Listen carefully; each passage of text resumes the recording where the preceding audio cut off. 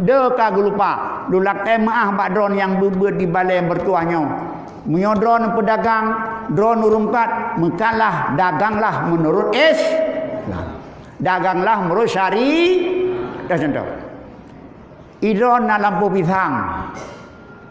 nyon koh pisang buat dia tuha kan kameri tuha pisang meri kan namri yang pernah tumpai ka mulai mirah bahkan ka dia ke gerusung koh puau rumah nepram dalam tung paling-paling nebuh ulimeng lewro mupra kamasa kalaget meh 20 เปื้อนpisang ayam bau kodeng padu kebai di 20 ribu urang belau mangan drone halil pakan asli barang mandang original sinau kanya dekedi dak dekedi to baro to tungku to wale to awati to habu ya batal pajoh pisang mangan kedi tikrek gekap lepi ya kedi mameh kedi pisang perlak putaneo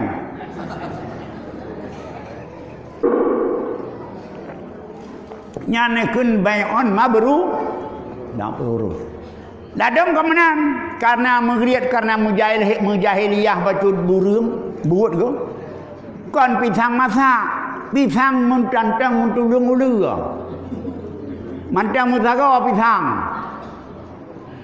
koh laju dia koh laju wow rumah boh lantung minta karbet puduk karbet mumparan di masak lewro ka lagi meh 20 put ba kena perlak igop yang minta pisang karena najame iblau ada pisang padu baiti 25 jit god aslang bari asli barang kenyang himirah kade patai pajoh di jame patai buka nangku kakru hati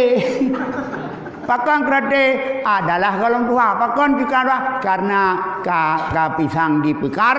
b penipuan 100% haram kerjanya kampung kampung nyane pegah bau urung petani bek ni peke yang pubut haram bak doke mentang gaduh pejo riba katanya gaduh perom pisang karbe hana peke menanci lain-lain urang mengkangkeut boh formalin urang muka roti muka kuih boh